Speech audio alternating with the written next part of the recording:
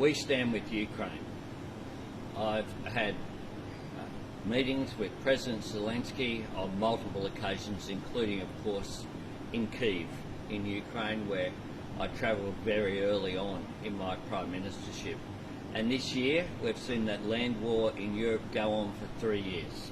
The people of Ukraine are fighting not just for their own national sovereignty. They are fighting for the international rule of law. Australia has committed some $1.5 billion to help Ukraine defend itself. More than $1.3 billion of that is military support. We will continue to stand with Ukraine for as long as it takes, because this is the struggle of a democratic nation versus an authoritarian regime led by Volodymyr Putin, who clearly has imperialistic designs not just on Ukraine but throughout that region. Do you have any concerns about Ukraine's ability to fight on or secure a just ceasefire without US support? Well, we of course want to see peace in Ukraine, and that's what the Ukrainian people want as well.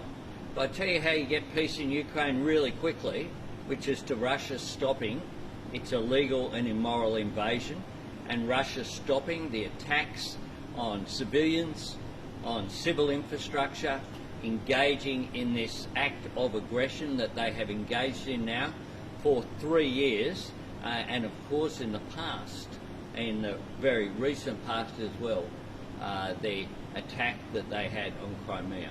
The exchange between Donald Trump and President Zelenskyy was quite extraordinary. Did you expect Donald Trump to behave like that in that meeting? Well, I am responsible for Australia's foreign policy. Australia's foreign policy is determined by Australia, and we stand unequivocally with Ukraine in their struggle, because we regard that as a struggle for the upholding of international law. But when you see a US president acting in that way with another world leader, surely that changes the game for any other world leaders who are looking to interact with him when you see this unprecedented sort of behaviour. What we'll do is determine Australia's position, and Australia stands with Ukraine. And there are many, of course, in the Ukrainian community here as well that I've engaged with for a long period of time now. They're going through, including people who have fled the conflict. The people of Ukraine have suffered greatly in defence of their nation and their national sovereignty. And Russia has acted like a bully, a big country seeking to invade and to take over territory from another sovereign nation, in this case Ukraine.